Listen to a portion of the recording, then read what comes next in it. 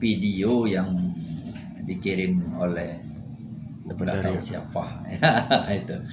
Nah, saya jelaskan bahwa itu hoax deh ya. Berita itu yang mengatasnamakan SD KPP 2 itu tidak benar gitu. Anak yang ada di video itu bukan anak kami. Ya. Bukti yang pertama bahwa anak itu yang dikatakan di video itu kan kejadiannya hari Sabtu. Sedangkan anak kami hari Sabtu itu pakaiannya pakaian pramuka. Sedangkan di video itu kan anak itu pakaian muslim. Kemudian pakaian muslimnya juga kita tidak menggunakan motif itu. Motif pakaian muslim kita tidak seperti itu, lain ya.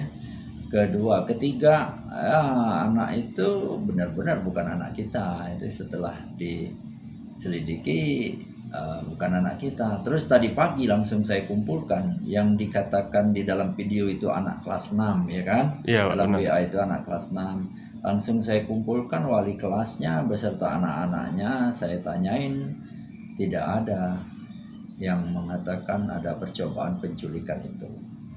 Ya. Iya, berarti itu semua hoax ya. Hoax. Untuk yang itu kemarin tahu nggak Pak dari mana gitu? Yang WA-nya. Iya, bukan waktu yang anak kelas 6 itu dari sekolah mana? Nah ini yang tadi termasuk Bapak polisi juga akan menyelidikin anak itu dari mana. Nggak tahu. Berarti anak itu dari sekolah mana.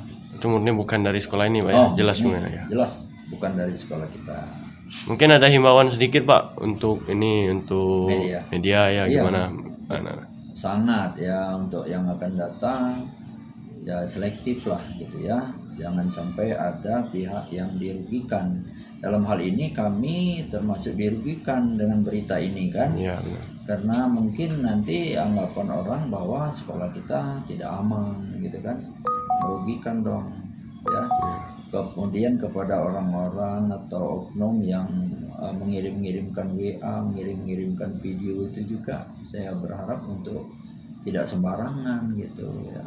Hati-hati, jangan sampai merugikan orang lain lah ya, mendiskreditkan sekolah orang lain yang terjadi seperti itu. Efeknya kan orang mengecap bahwa sekolah kita kan tidak aman gitu deh ya kan. Bukan hanya sekolah, termasuk Pertamina ya kan. Sekolah kita kan berada di lingkungan Pertamina gitu.